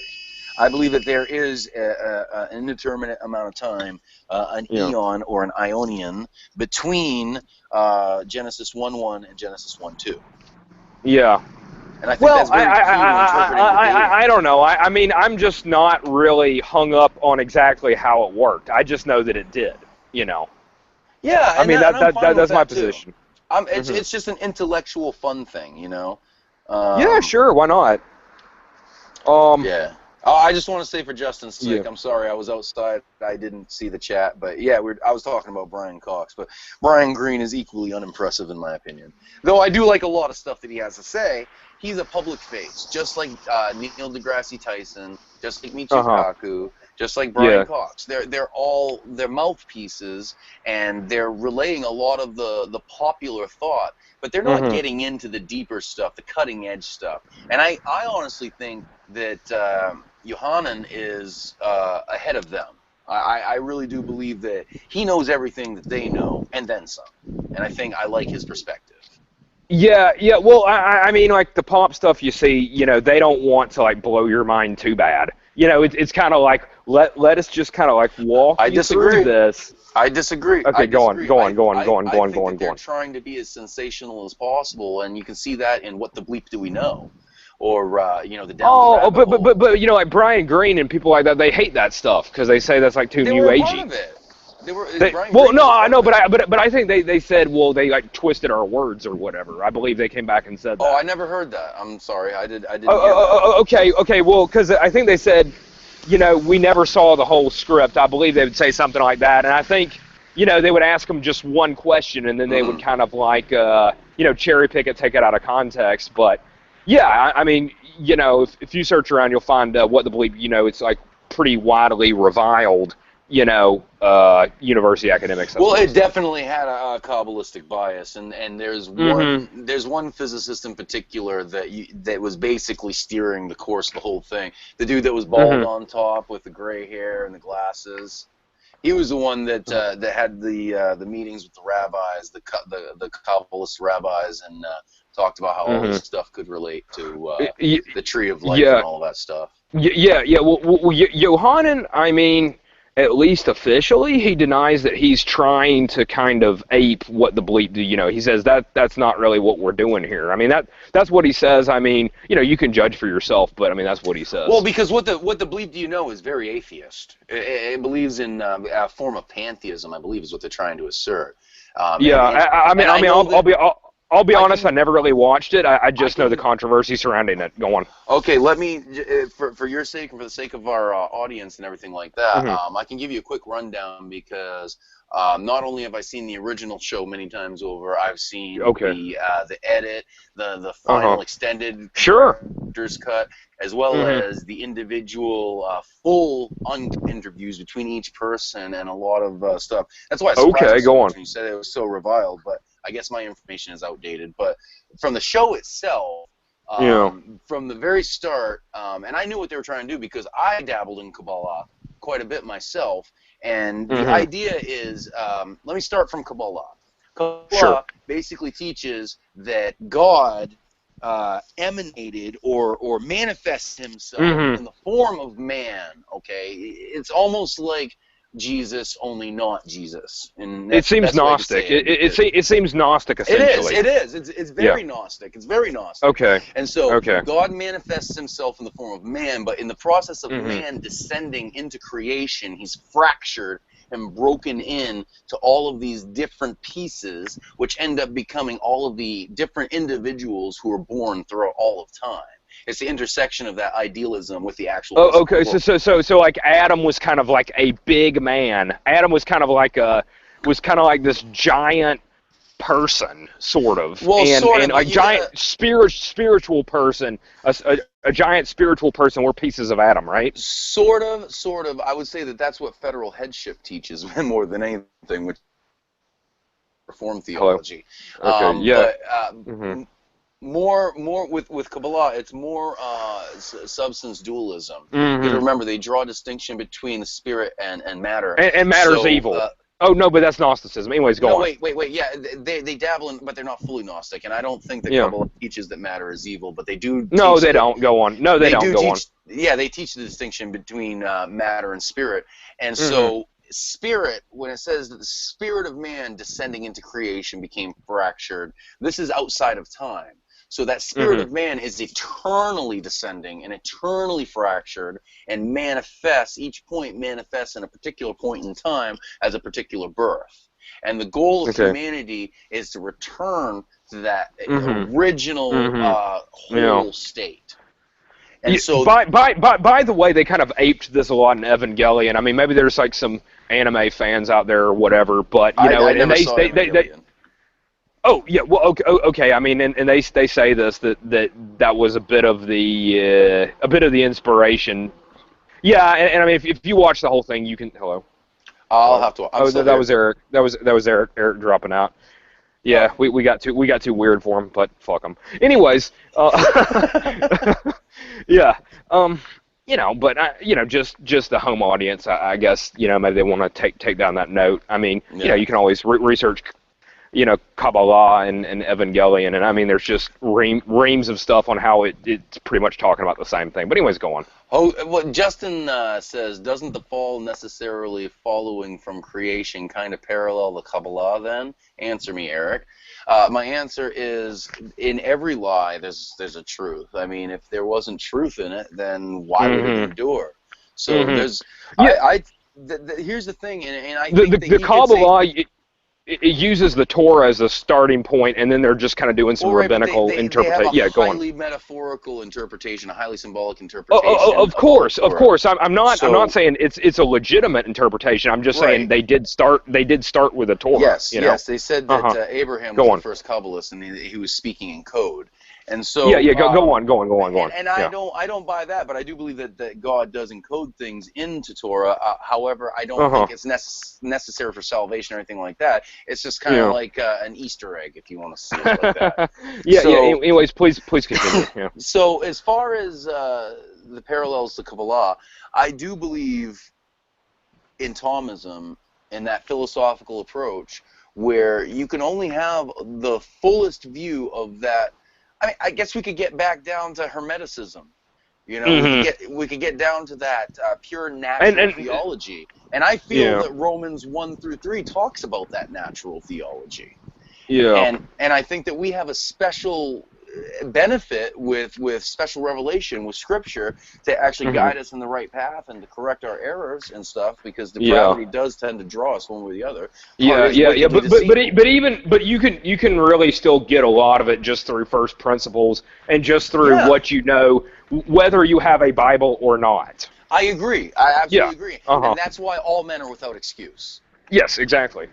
And so when I hear people categorically reject the God of the Bible, I see one of two things happening. Either A, this seems to be Justin and Matthew's thing lately, either A, they're rejecting a demiurge, an idol, something that has been cast in the form of man, or they actually are confronted with the higher authority, and they are so megalomaniac deep down inside, they have so self-deified that they reject vehemently and angrily, wrathfully, any idea that there might be some that's kind of like in the Old Testament they call those scoffers. Like you say, well, you say you're such a big thing, I say you're nothing. You know, stuff like that. Fedoras. Scoffing. That's what I say. Fedoras. So, and that's a good thing to bring up. I like talking about the fedoras. Now, who was it that you were bitching about? I can't remember. The Ramp Shark guy. Ramp Shark, I agree. He was pointless and meaningless in there, and he had no point in being there. However, Incheen, and that's the way you pronounce the name, Incheen. I never actually looked it up. You looked up the Gaelic? No, he told me. Okay, sure. Good enough for me. Go on. Yeah, he's actually participated on a few of these shows, and he actually does have a lot of good stuff to contribute. I like that he represents Buddhism, and he's very, very educated in Buddhism. He's taught me a lot of things that I thought that I knew, but I knew wrongly. And I understand that in a lot of ways, yes, he does have fedora tendencies, but this comes from his epistemology. I think he has a highly subjective epistemology, and that is just my opinion, and I'm sure he would disagree with me, but I think he has a very highly subjective epistemology that does not separate himself from the issue and is highly guided by his own personal inclination in the matter, rather than by an objective view. Yeah, I mean, that's mostly what you're getting from the irreligious community on Facebook these days, is they're like, well, you know, you just need to respect my feelings because they're my feelings. No, I don't. No, I don't. You know, respect must be earned, and you haven't earned anything yet. You know, so. No, I agree. You know what I'm saying. I mean, it's about feelings. It's about, well, that offends me. That goes against what I hold dear. It's like, so what? It doesn't offend me. It doesn't go against what I hold dear. Social justice warriors. Yeah, exactly. That you know. I mean, we're past the fedora stage. That's old school. It's now kind of cultural Marxist social justice. I mean, maybe it's just taking a year off from Facebook or something, but I didn't even know what a fedora was until you told me a couple months ago. I'd never heard that before. That's I thought it was a hat or a distro of Linux, you know. Yeah. Well, it's like it's called r/cringe. It's the I know, just you'll look it up on Encyclopedia Dramatica or Know Your Meme or whatever. But I was just being lazy. Yeah. But anyways, you know, you will notice that a lot of the guys, you know, if they're in, well, it's just kind of a cliche. You know, you're into My Little Pony. You know, you're in the it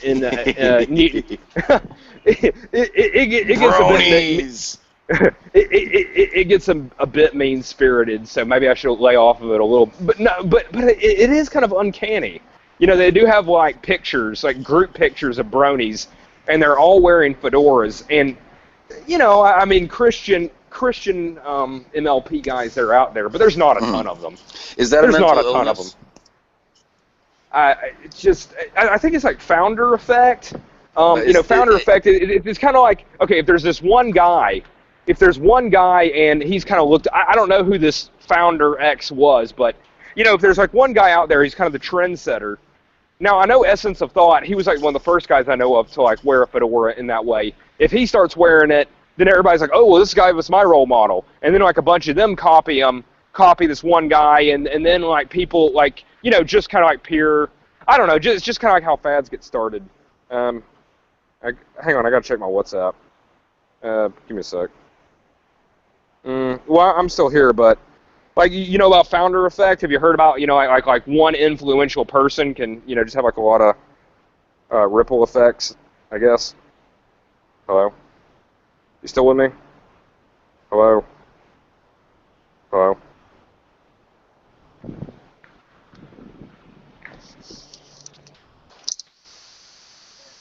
Can you hear me? Can you not hear me? Can you hear me now? Drew, are you there? I'm speaking to you from two accounts. Drew! Cut out!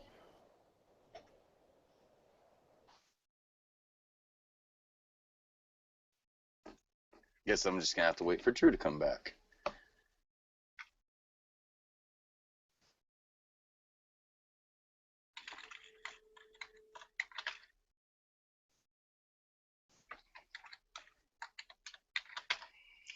We're going to have a brief pause.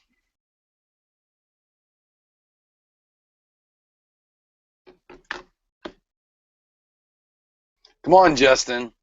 You know you got something to say. Unmute your mic. Say something. He's in chat. He's just like, haha, intermission. Man, I wish I could remotely unmute his mic. Yeah, I don't care. Yeah, you can talk under your breath. Come on, hold the phone close to your mouth. You can whisper it. Don't be a pansy. This is why our show is so entertaining.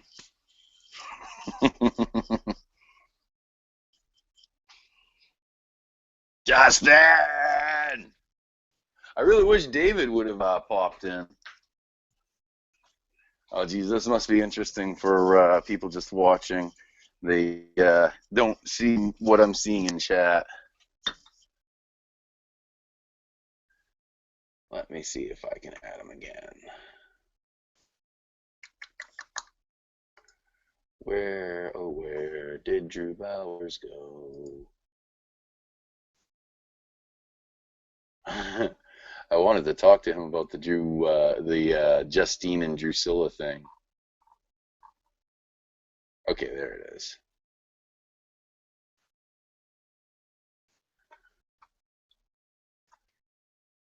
Now, let me add him. Paste. I wish you could pause.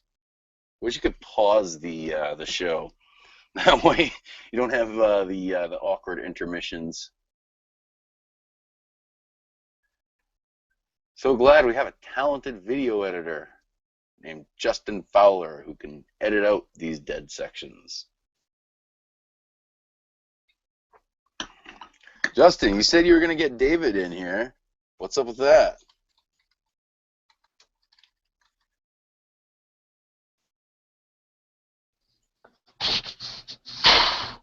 There you go. There's Sam Squanch. So I walked away so I could. Justin. Oh. What's up, bro? About time. Uh-oh. Double trouble. Awesome. Yeah, well, I haven't heard anything to be trouble about thus far, so. I think you would. The funny thing is you and Justin could agree a lot more. You're just so set on these stupid things that he says that you want to stick on those, and it's like you're just gonna hammer. Yeah. You know, I mean, I'm ready to move on. Yeah, sure, whatever. So, okay, now that I get the both of you here, I wanted to mention, Drew, I didn't offend you by that bromance page I made, did I? I didn't want to. I wasn't trying to upset everyone. No. Okay. That's nothing. I thought it was pretty hilarious. Did you see how You didn't participate. It wasn't as funny as you thought it was, but no, it's everyone fine. else thought so. Yeah, it was hella funny. I just kept, you can ask Michelle, like, for 2 days after I made that banner, I just kept looking at it, I was like, that is such a perfect Photoshop job. I should get paid for this shit. Okay, the banner was a little funny, I'll give you that. Oh, hold on just a second. What? Oh, yeah, my baby mama needs some help. So you want to get into here? What? What do you want to get into here? You've been hearing us, haven't you, Yeah. Justin? Oh, what do we? What was the last thing? What was the last thing we talked about before I got disconnected? Oh, I wanted to say something. You were talking about yeah, go ahead. the age. When you're talking about the age of the universe, I put in chat Gerald Schroeder because he talks about it depends on your reference frame because of relativity. It depends on that was the guy I. Yeah. He has been a big fanboy of that guy, so that was the guy I was thinking about, but I couldn't remember his name. And that was the next place I was going to go. Now I remember. That's what we were going to talk about. That was the next place I was going to go. The relativity is definitely a part of it too. I think that the causative agent or causative agency of a conscious observer is also definitely a part of it. But like I alluded to before, I believe in the gap theory. So that means that I think that there was definitely a whole fuck ton of races of whatever before that. I'm still on video. What's that? But I'm trying to say I'm trying to save. I killed video because I'm trying to save data. Because I'm on 4G. I can do my video now. Okay, wait. What were you gonna say, or did you just finish? Whoa. Okay, first on that. Huh? I said, go ahead. No. What were you saying just then? Did you finish? Oh, no, I was saying that, relativity definitely has a part of it, and that's where the gap theory thing comes in for me, because I think that that the being mentioned in Isaiah 14 and maybe the Ezekiel 28 one is the same one, or maybe even another one, but I think they're both beings that predated humans. I think there were beings that were here, the sons of God sang for glory at the creation of the earth, So I definitely think that they were conscious beings before man was created. All I was saying is, hypothetically, I don't have a problem with reality starting with man. I think it did start before that, but I don't think it started quite 14 billion years ago. I think I'm not a billion years or something like that. I'm not a big fan, exactly of the whole nuts and bolts. I don't think we have to understand. It is just kind of a faith thing that you really don't have to know. I think. Oh yeah, it's all hypothetical. And I had a long discussion with David, at lunch today, and we said there's too much modernism in theology these days. There's too much just knowing, and a lot of his thing is I don't have to know, that I'm okay with not knowing, and and honestly, after postmodernism, modernism, science has all the answers. You can know everything. Blah blah blah. It's obsolete now. I need to make one monolithic statement here. David is my fucking guru. We had it was like one of the best lunches I ever had, ever. So that was today. Seriously, good shit.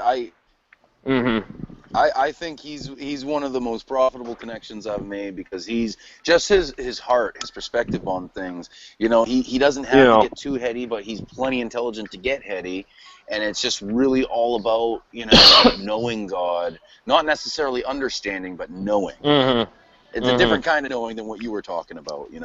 I think it's more like experience. It's kind of like one of those you would have had to have been there. Yeah, that's what I meant. Yeah, that's what I meant. The experiential knowing as opposed to the intellectual knowing. Oh, I'm kind of both. I am too. Yeah. Some I've been telling Johanna lately is the spiritual poverty of modern man. I don't think facts have anything to do with it. I think it's how people feel about the matter. And I was going on with him about like fact value distinction. And I don't really think he agreed with it, and that's fine. I could be wrong, but mark it on your calendar. You heard me say I could be wrong today. Anyways, but hold to it. It won't happen again for a while.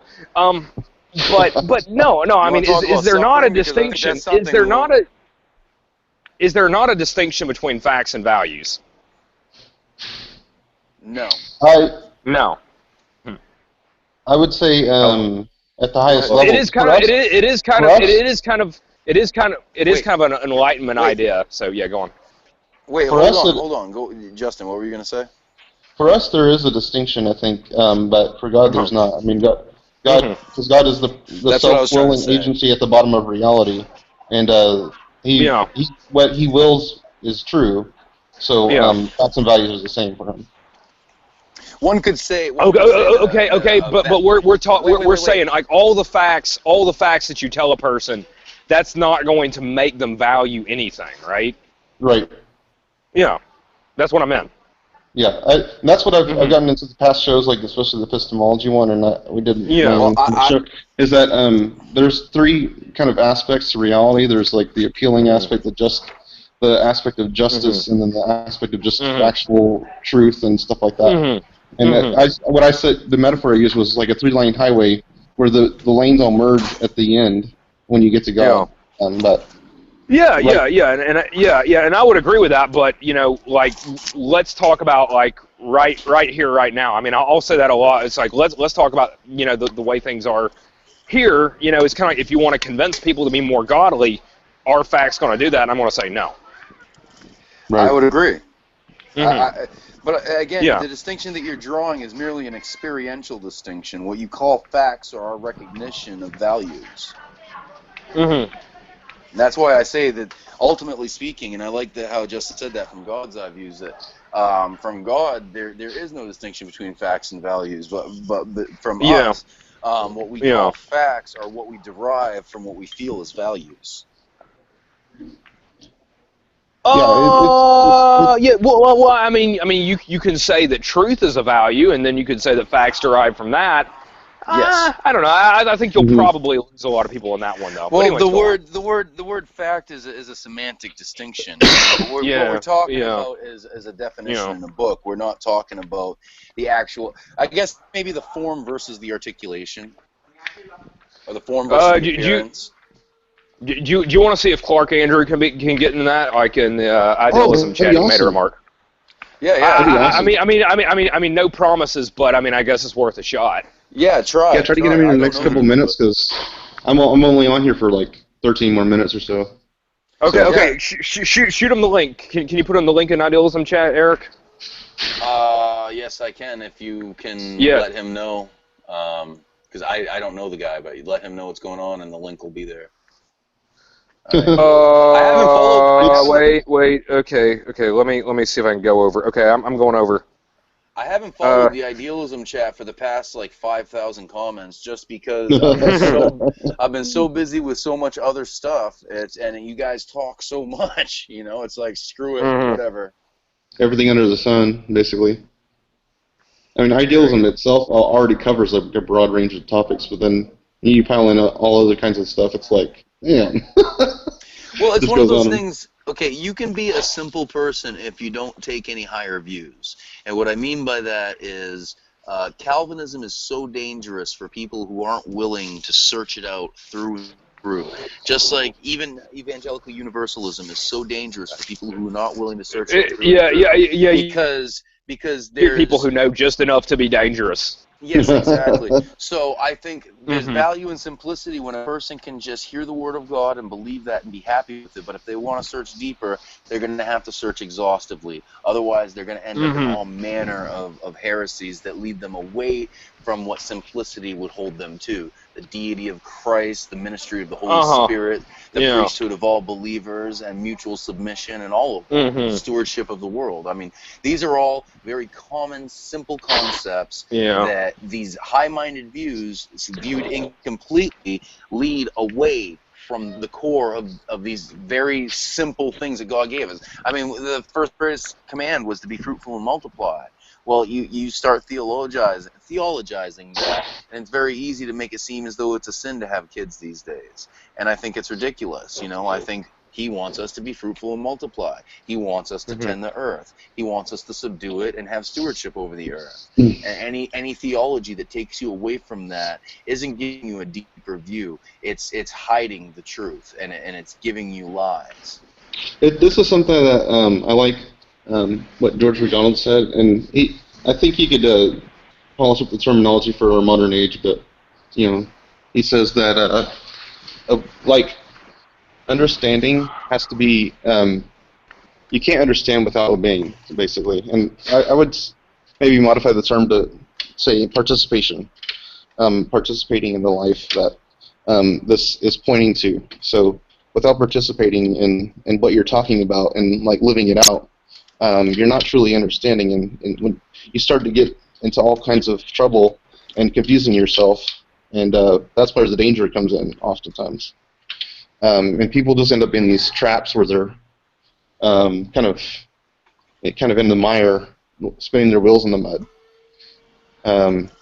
You know what I'm saying? That makes sense? Yeah, I hear you. I think that each of okay, let me reframe this. The body of Christ has many different parts, and we have one head, and that is Christ. But I mean, if we really want to this analogy and take it further, I think that all of us know enough about physiology and idealism to know that a lot of thought takes place outside of the brain. A lot of thought takes place in the spinal cord, and even your hands think.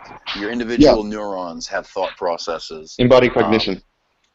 And so to say that we are to divorce ourselves from intellectual engagement altogether would not to be functioning in the fullest capacity of our part in the body. But I think there comes a point where we realize that some things belong only to the head, and that it's okay not to know. And I know I invoke C.S. Lewis a lot, but man, the guy had so much cool stuff to say. He was one of those guys who really turned me on to the idea that it's okay to remain in doubt. And I think that's a lot of what Drew was saying, is that we don't got to know everything. We got to know the things that matter. And we got to know them not just in an intellectual way, but in an experiential way. And to put that with what you were saying, Justin, yes, you're both intellectual, but the intellectualism is an aspect of the experience. Exactly. And I think it's a subset, and the experience all around is what really matters. That experiential knowing, like a husband knowing his wife. He can read porn about her, but until he makes penetration, it's really all just talk. Yeah. I love my analogies. They pretty much hit it, don't they? Reminds me of Hosea. What you said? Oh, Hosea. Yep. Are you marrying a porn star? Oh, yeah. Oh, man. Does anyone in the Bible have a more heart-rending story than that? He actually loved the woman, too. Yeah, exactly. Yeah. Back from sexual slavery and all of that. And God told him to do it. He married a whore. It sounds so like hot. It sounds like so hot and edgy, and then you're like, oh my God, he was like brokenhearted the whole time. Yeah. It's if you've ever been a cuckold. Well, that's how God feels. Theological takeaway. Exactly. Yeah. Exactly, Drew. I haven't had many cheater girlfriends, but I've had a couple, and I'll tell you what: if you really love them, it rips the heart right out of you, especially when it happens over and over again. Yeah. But that's a great analogy, because that's how God. That was the whole point of Hosea, is that we're constantly playing the harlot. We're being a whore. The God of today is humanism. Worship the human. I see Victor Bronner as being a humanist. I hope he sees this broadcast, because I'd like to make a few comments about his brand of paganism masquerading as Christianity. I won't get into Victor Bronner. I'm not 100%. I mean, I've heard that name, but I'm not kind of great. I'm not remembering it. I'm gonna make a commentary here, and I'm not gonna get into any sort of details. But let's just say that him and his wife have chosen a lifestyle that is completely. That guy. Wait! I just want to be discreet here. I'll say things so you know what I'm talking about, but at the same time. I'm discreet. No. Okay, so it all came back to me. I remember. Okay. So what I want to say is that, yes, him and his wife have chosen a lifestyle that is completely contradictory to everything that the entirety of the Bible tries to assert, and it totally ignores all of those examples of infidelity and harlotry in Scripture, and He has a brand of universalism that takes a Calvinistic bent, and it's very antinomian in that he doesn't believe it's possible for a Christian to actually really sin unless it's a sin against another person, unless it's doing them harm. This is not Christianity, my friend. This is humanism. Okay? And I don't love humans because humans deserve to be loved. I love humans because I love the God who created them. Human beings are endowed with the dignity of the image of their Creator, and thus they are to be loved by virtue of our love for our Creator and devotion to Him. To put the creation above the Creator is to put the cart before the horse in such an extreme. And it's it's the most insidious form of idolatry. It's the most insidious form of hedonism and heathenism. It is masquerading as a monotheistic devotion to a God who cares more about us than he does about the totality of all of creation and all of being and what is and the whole point of what it is to procreate, for two to become one and all of that. So that's my rant there. So I hope Victor watches this. Yeah, Eric, I think, I don't know if you saw this post, but I made one yesterday, and it was actually New Apologetics, but it's talking about how God's love for us comes out of God's love for God in the amongst the Trinitarian persons, not like not like I agree with you there. Yeah, absolutely. And so it's not like so what you're talking about, like his perspective, it almost sounds like it's not that, it's just God just loves us, just because we're human beings, rather than it coming out of the Trinitarian. Exactly, and that's why I say it's idolatry, because Victor Bronner would say that human beings deserve to be loved because they're human beings. Whereas one step ahead of you. It's like humans are just hot shit. So exactly. That's it. Yes. Okay. And that's the beauty of the mercy. And that's why, and let's get back to your comment earlier, Justin, this is why I believe that the fall was a necessary part of creation according to what God purposed ultimately. Because in order for us to in order for us to understand the depth of God's love, we would have to become unlovable. I'm struggling with that. I get what you're saying, and I used to feel that way, and I'm not sure how to square that with what I understand as well. And I'm struggling with that. I'm not contradicting you, but I don't know. Okay, and that's how to grapple with it. I can develop it more. It's encapsulated in Jesus' ministry, where he says that the Pharisee who was bitching about the prostitute who was crying and washing his feet with her tears and drying his feet with her hair. He was saying, you don't love much because you haven't been forgiven much, or at least you don't see that you've been forgiven much. She loves much because everything you said about her is true, and she regrets it, and she knows what she deserves, and she feeling that mercy, feeling that forgiveness, that's a whole different thing. And then that gives God the opportunity to love us more, to express his love more, and for us to experience a greater degree of God's love than we ever could from, say, Michael or Gabriel's perspective. Okay, I got a question. Okay, go ahead.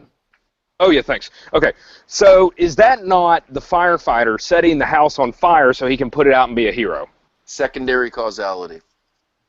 What do you mean? What I mean is that the eternal decree is not a direct involvement with every little aspect of creation. This is where the deist is correct, but the deist leaves off in an important place, and that is the intersection of the eternal with the temporal in the person of Jesus Christ and the agency of angels. But let me go back to primary agency. Primary agency is when God set the universe in motion by his decree. That decree was not a temporal decree, but it had a logical progression to it. And from that progression, we derived every necessary eventuality through a degree of causality that would not necessarily be directly caused by God, but would be brought about by God decreeing the proper conditions that would necessitate that being brought about. Very complicated, and plus my brain's starting to fall asleep. But anyways, go on. Yeah, this is getting deep because it's hard to penetrate this. And I don't know about you. Is there a flow chart? Did I just have Deep, Drew, and Justin both in one fell swoop? Holy shit! Hey, I thought even I was you, an ignorant redneck getting drunk here. Oh, brother. No, I've been saying that you're very intelligent, dude. You just underestimate yourself. But I was going to say that even yesterday, you were talking about how there was a question that you even have about this whole thing, and I think that's interlaced with this, and you don't have a full picture even with that question having gone Oh, answered. I'm very honest about my incompleteness. I can tell you right now, I'm really struggling with divine simplicity. I'm really struggling with the perfect agreement of all of God's attributes and how that relates to his volition, his personal desire, how God experiences reality. And David's entry into that through theogony has really given me some compelling. We need Clark. We need Clark A. McNabb in here so badly. I mean, that guy's a loss. We really need him in here. I'd like to hear what he has to say. But no, I'm about to get off in a minute. Yeah, but he ain't. We extended the invite. Oh well. Okay. We tried. Well, let me just He's at work apparently. Since Justin's going to be logging off, and I want to hear a couple thoughts from him before he goes. Just let me. I just want to put out there that I think that I'm broader than I ever have been before in recognizing that fully and completely. There is no such thing as knowing a truth with a brain of meat. Truth can only be known by direct interface with that. Yeah. And because of that, there's always that level of abstraction, and there's always that imperfection of translation from the knowing to the linguistic articulation that leaves you at a loss of not just accuracy, but some things can lead you into errors. So I definitely don't take a super huge dogmatic approach to many things other than those clear-cut black and white things that everyone as a believer can agree with. There are certain things that seem kind of arbitrary, that seem kind of blurry, but I think that we can have a core, a fundamental core, if you will, that allows for all of the freeness or the liberty of thought that Thomism allowed. So, so all I'm saying is that when we know something, we know it, and if there's we can have greater and greater degrees of certainty, and there's nothing wrong with that. But there's certain things that we should be open to, certain things that we shouldn't be open to because they're settled. For instance, I shouldn't doubt my own existence. That's ridiculous. That's intellectual stupid masturbation at best. You may change your perspective on the nature of your existence, but to doubt your existence itself is really stupid. Right, and that even makes more sense than doubting the existence of my creator. Yeah, I would say so. So those are my a prioris, and I'm not even sure that I'm comfortable with a priori because I had to arrive at those eventually. I think they're presuppositions. That's what I would call them. Well, you can arrive at a priori. There's a difference between the classical version and but this is a different discussion. I know the differentiation that you're making. I'm not talking from a formal sense. When I say my own personal a priori, I'm talking in the greater context of my whole testimony in life. I'm not talking about this particular argument. I know normally a priori is meant specific to that argument. It's just something you take for granted for the argument. I'm saying in the greater context. That's why I like to use the word presupposition. Presupposition means those things that you presuppose because of your experience and you're already going to use it. You've already arrived at that. Yeah. Okay, one thing I wanted to say before I got off was that when you're talking about the fall being necessitated by creation because that's the only way we can know God's deep love for us. No, I didn't say the only way. I said that was the way that pleased God to make him know his love for us to the greatest degree. You got to remember, I don't tie God's hands. I don't say that he had to do anything. I say that this is what most pleased him. Okay. I mean, that's kind of like a bare assertion sort of thing. So, if you say, he could have done it. God's arbitrary goodwill is all over Scripture. I don't think that's really up for I think it's highly disputable if God could have done anything different, because would not God have always done the best thing? Yeah, exactly. That's The what I'm best trying thing, to say. the best. Again, this comes back to my over mathematizing of God or systematizing, drawing the blood out of him. It's like God has his volition. He has his own. Yeah, I don't want but to say arbitrary, but he has his volition, and this is what pleased him. So, did he have to do it? Well, in order to please himself, I suppose. I guess he did. yeah, But it's simply I think we're into another subject now. What did you really want to say, Justin? I don't think this is what you wanted to talk about. I want to branch off what you just said. Is that in a lot of philosophy and even theology, we just abandoned the Trinity for some reason. And if you look at Jason Pratt is good at this, talking about how God's actions necessarily branch out of the Trinitarian relations, and that that's not going to deviate. That's not going to deviate from that, from the way that God interacts with God. So he's not going to suddenly act in a different way than my head's hurting. The way God eternally is. And so to say that, I mean, it is free agency because he's acting out the way he wants to, and he's not bound by anything. But this is the way he wants to act because that's the way God is within the Trinity. Mm-hmm. That's what I'm saying. I agree with that. Okay. I say that if there's any bounds to God, it is self-imposed bounds. Yes. Yeah. So definitely. There's that. I just don't see the fall. I just don't see God decreeing intending the fall to happen as coming in line with that. But Justin, this is what you always leave out of the equation. You got to understand, Jesus. Part of his plan was always to suffer on the cross. That was never not an intrinsic part of that. You got to wonder why the God who existed for all of eternity, and I'm not trying to say it's a bunch of time. I know.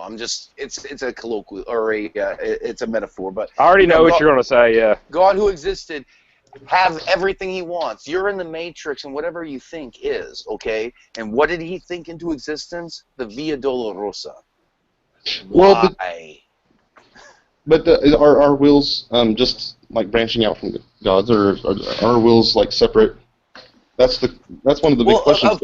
Of course, there's no ultimate severance of the line of connection. I mean, there is a degree of separation, but ultimately, through the mediation, we are ultimately all connected to that singular source.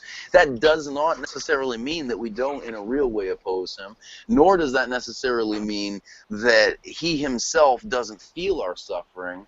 I mean, I know you like to talk. I saw that post on your page, and I just didn't even really know how to respond to it. But where you say that suffering exists because God hates suffering, it's like, well, maybe he hates it, but he loves what it produces. He loves what it produces. This is very. But I have to go, but I mean, I would love to, and I have. You could talk for days about this, literally. Anyways, go on. I have. Well, most of our shows have gone for 7 hours, Drew. I don't have. It's not like I don't have a response. It's just I'm running. People have been talking about this for millennia, and it's not settled. Well, that's so good. There you go. There's a time to flesh out your thoughts vocally to one another as they happen, and then there's a time to walk away and ruminate it and come back later on. There is a mystery here, and that's. Like you said, you yesterday to me, you haven't fully penetrated it either. So there's something there that we're not seeing. Last thing you said. Like you said yesterday, you're not totally seeing the mystery of it either, because there's a question there that's hanging, and you think that David and Yohanan might get to the root of it. But anyway, it was nice talking to you, Drew. Oh yeah. Did you watch? It was pretty agreeable. Yeah. I'm about 20 times meaner, on Facebook. So yeah, you are. Yeah, maybe I'll unblock you. Maybe. You don't owe me anything. Do what you got to do, okay? Okay. Hey, I just got sick of playing the mediator. Oh, yeah, you have a good time, Justin. Okay. Yep. Okay. Bye. Yeah, I just got sick of playing the go-between between you guys and stuff. So I was like, come on, be men and fight it out. If you can't, then fucking do whatever you got to do. I think that for Justin the block, he was probably healthy for him because he wasn't reacting well to stuff, and And for a guy like you who's incessant, you know, your balls to the wall. Of course, that's Yeah. I mean, I don't really believe it. Like, I think it's like if you can't handle me, then you know you don't have to be on the thread. You know, if you can't handle me, you don't have to be on the thread. No one stuck a gun to your head. Yeah, if he wants to block me, that's his right. You know.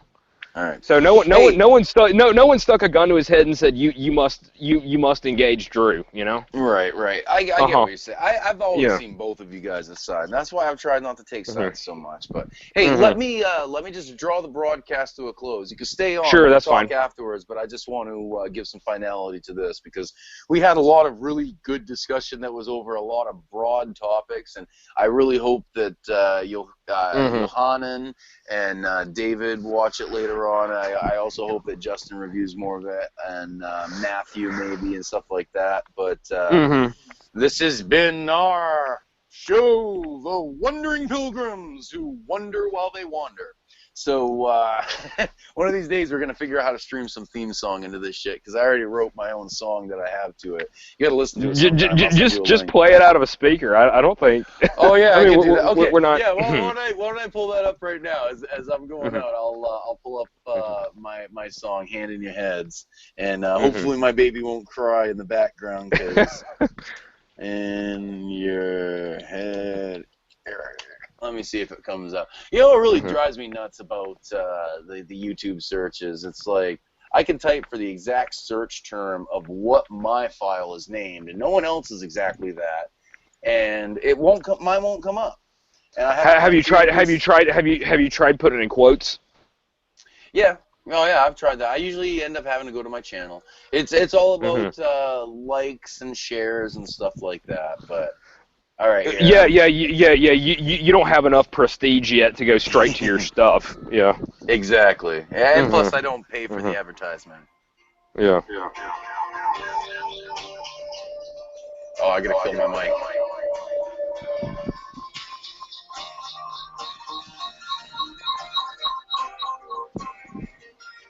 Oh, I gotta do a different mic. There we go. Is that better?